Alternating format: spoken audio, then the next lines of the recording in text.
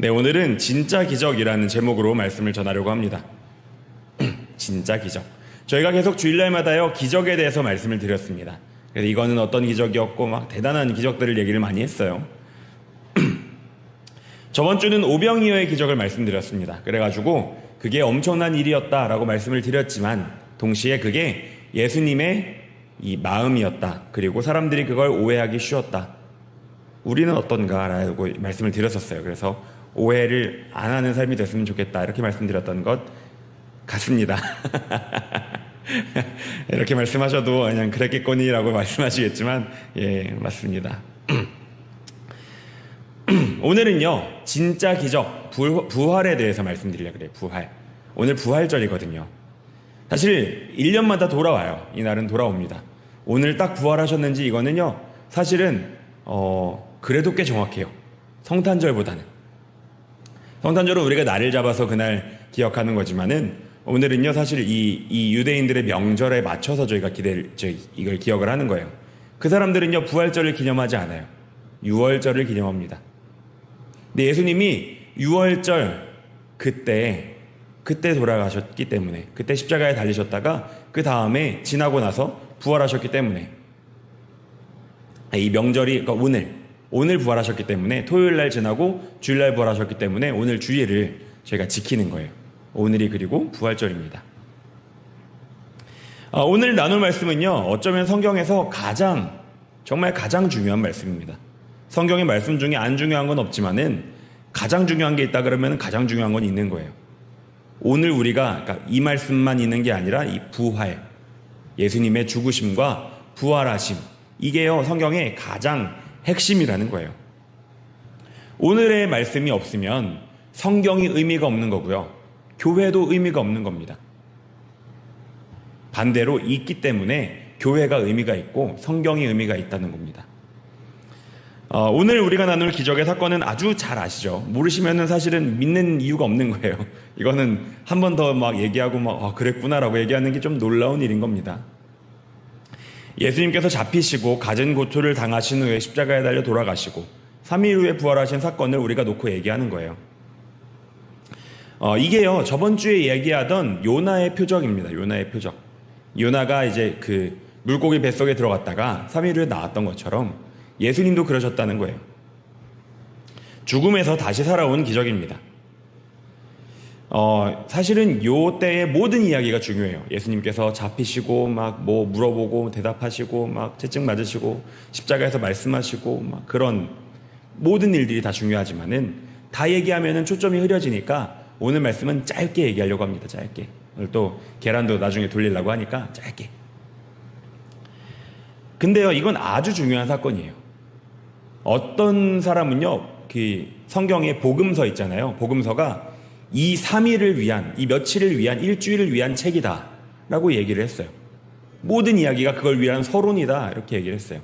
예수님의 십자가를 위한 서론들이었다 이렇게 얘기를 하더라고요. 아주 기억에 남았습니다. 예수님의 그 며칠의 분량이요, 성경책에서 얼마나 큰지를 보세요. 예수님 뒤로는 그 이야기를 하고요, 예수님 전에는 그거를 예견하고요, 예언하고요, 예수님의 이 생애에서도 그걸 향해서 달려옵니다. 한가운데 있는 게 바로 이 십자가 사건이라는 거예요. 아주 중요한 사건이고, 성경을 그때 기록하는 사람들도, 이 하나님의 영광을 받아서 쓰던 사람들도 이게 중요하다는 사실을 너무 잘 알고 있었다는 거예요.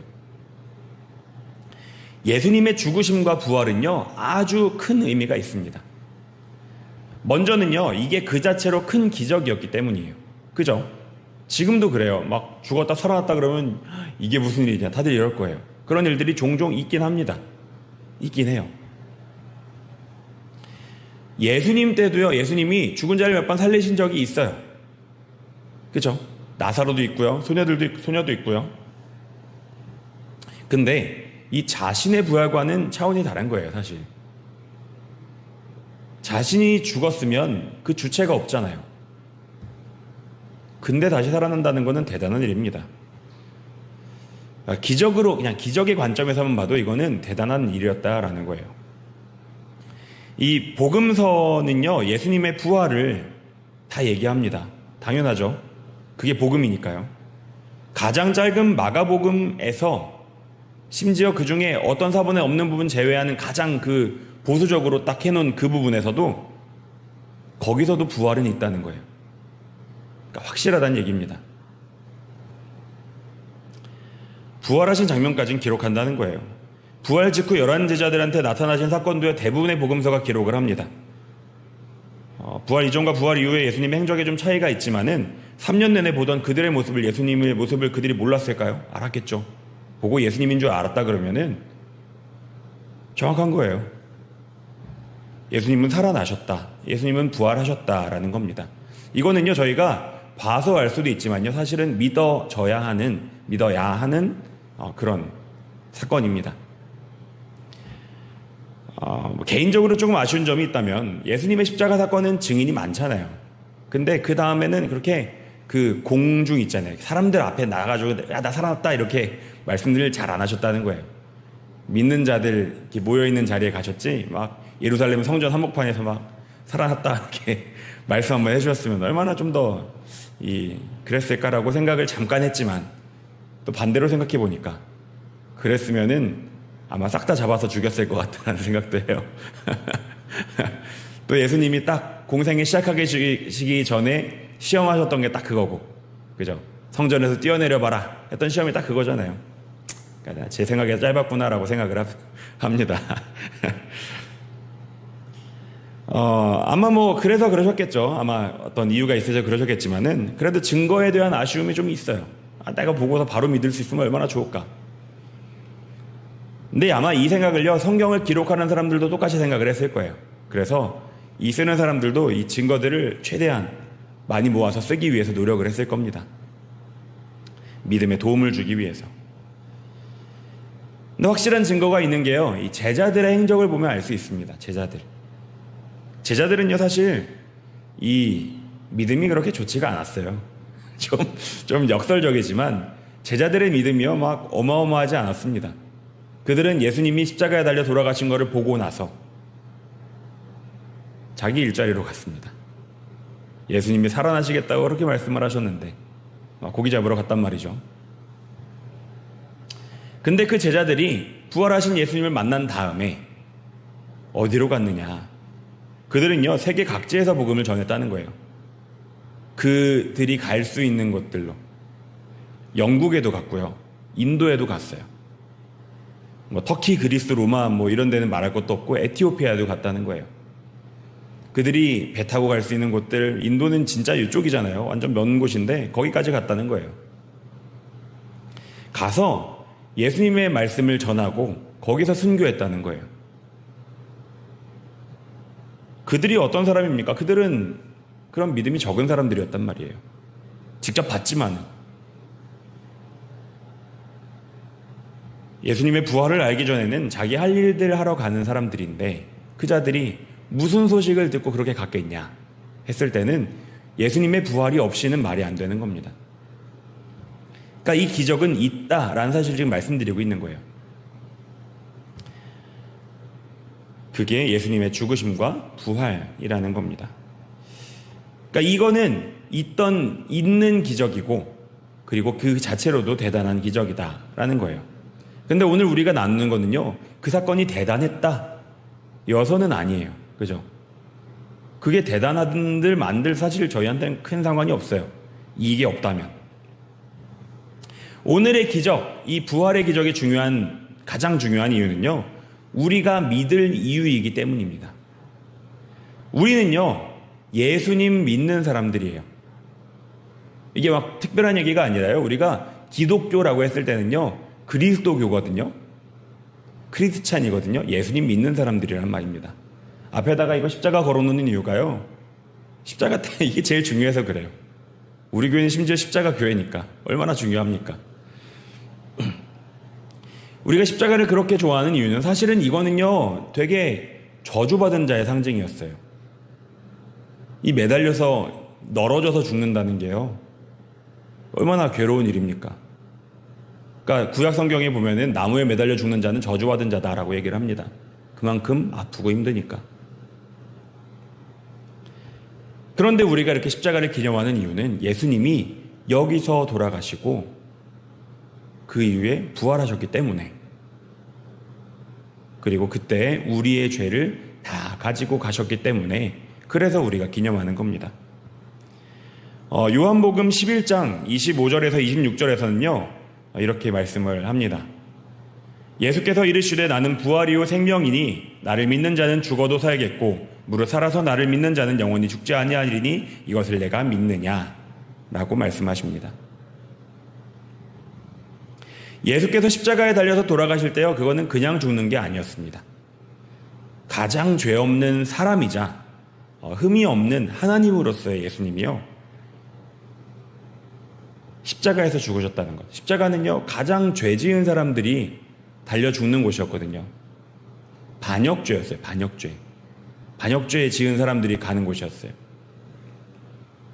성경에서 저주받은 자라고 표현하는 그 십자가형으로 죽는 사람이 예수님이 되셨을 때, 그거는요 유월절의 속죄제물 같은 거였습니다.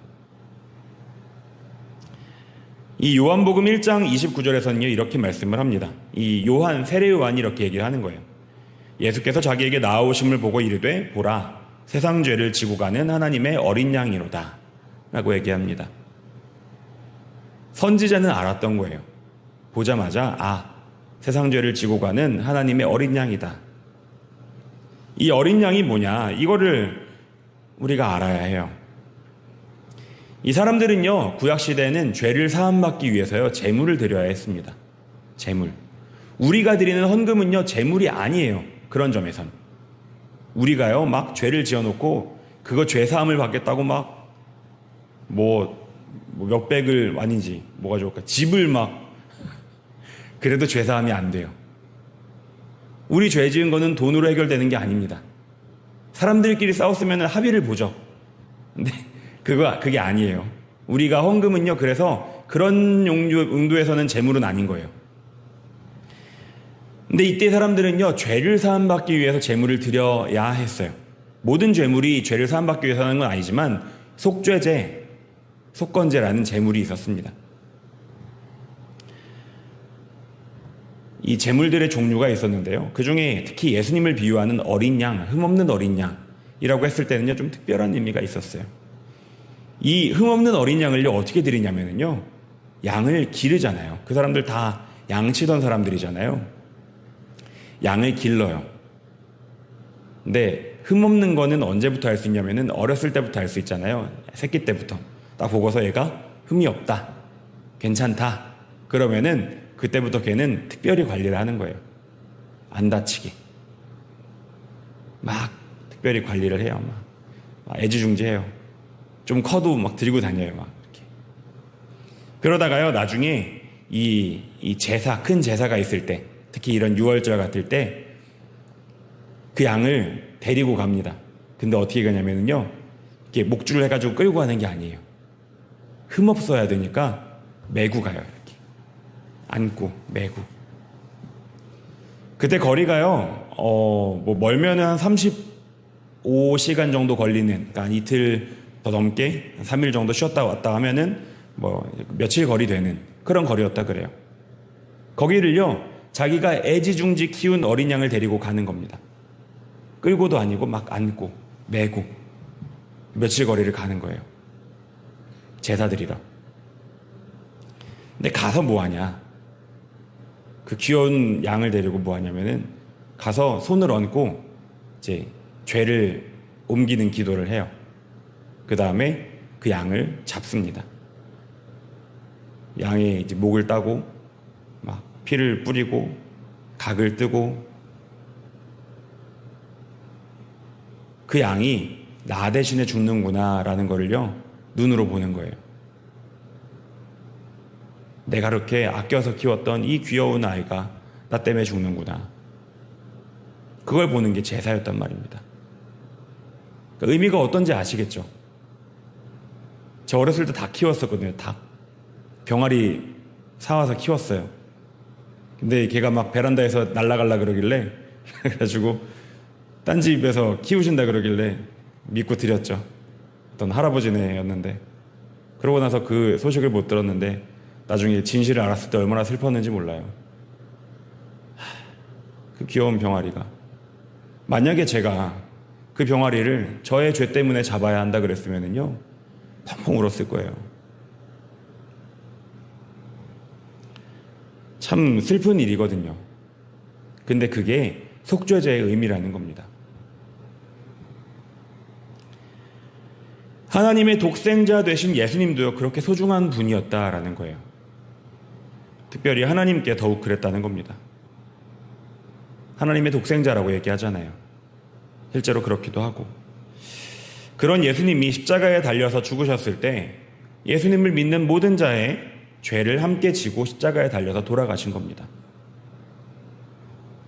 그러니까 이 일은요, 이 시간의 전후와 관계없이 그 이름을 믿기만 하면 죄를 사함받게 하셨다라는 거예요. 근데요, 예수님의 일은요, 거기서 끝이 아니었습니다. 우리가 양을 각을 뜨면은요, 그 양은요, 이제 양이라고 부를 수 없어요. 양고기가 되겠죠. 뭔가 다른 존재로 바뀌는 겁니다. 그러나 예수님은요, 그 죄를 지시고 죽으신 다음에 다시 부활하셨다는 거예요. 죽음을 이기셨다. 그 모두의 죽음을 같이 가져가셔서 직접 피 흘리시고 직접 죽으시고 다시 이겨내셨다라는 거예요. 그게요, 오늘 말씀드렸던 잠자는 자의 첫 열매라는 겁니다. 오늘의 말씀을 이렇게 한 덩어리를 다시 크게 읽어드리면요, 고린도전서 15장 17절에서 20절인데요. 제가 대표해서 읽겠습니다. 그리스도께서 다시 살아나신 일이 없으면 너희의 믿음도 헛되고 너희가 여전히 죄 가운데 있을 것이요 또한 그리스도 안에서 잠자는 자도 망하였으리니 만일 그리스도 안에서 우리가 바라는 것이 다만 이 세상의 삶뿐이면 모든 사람 가운데 우리가 더욱 불쌍한 자이리라. 그러나 이제 그리스도께서 죽은 자 가운데서 다시 살아나사 잠자는 자의 첫 열매가 되셨도다. 아멘. 이 주님께서 살아나신 일이 없으면요, 우리의 믿음이 헛되다는 거예요. 모든 게 헛되다고 지금 이때 바울일 겁니다. 바울이 얘기합니다. 그러나 그리스도께서 다시 살아나셨기 때문에 잠자는 자의 첫 열매가 되셨기 때문에 우리가 믿는 것이 의미가 있다는 겁니다. 이 믿는 자들은요, 이제 주님과 같은 길에 서게 된 거예요. 주님을 믿기만 하면, 그 말씀을 믿고 따르기만 하면 우리도 그 주님과 함께 하는 겁니다. 그러니까 오늘의 이 부활 사건이요, 그 모든 기적들보다 감히 가장 큰 사건이다라고 얘기할 수 있는 겁니다. 그죠? 사실 제가 기적을 막 얘기하면서도 조금 헛헛했던 건 그들의 그 엄청난 일들이 저희한테는 엄청나지는 않아서 그래요. 그죠? 그들이 막 문둥병이 낫고 막 뭐 오병이요 뭐 몇천 명을 먹이고, 근데 제가 먹는 게 아니니까 제가 낳은 게 아니니까 사실은 조금 남의 얘기 같았는데 오늘은 아니라는 거예요.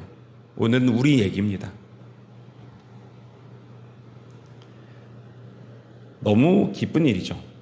근데요, 이거는 어디까지나 우리 시선이라는 거예요. 우리 입장이라는 겁니다. 그 당시에 참 하나님이셨지만 동시에 참 사람이셨던 예수님께요, 이 일은요 엄청 무거운 일이었습니다. 엄청 힘든 일이었어요. 예수님은 이 일을 다 하셨지만 다 아셔서 힘들어 하셨어요. 우리가 자꾸 잊는데요, 이 기적이 엄청나니까 그냥 잊어버리고 지나가는데 예수님도 사람이셨다는 거예요.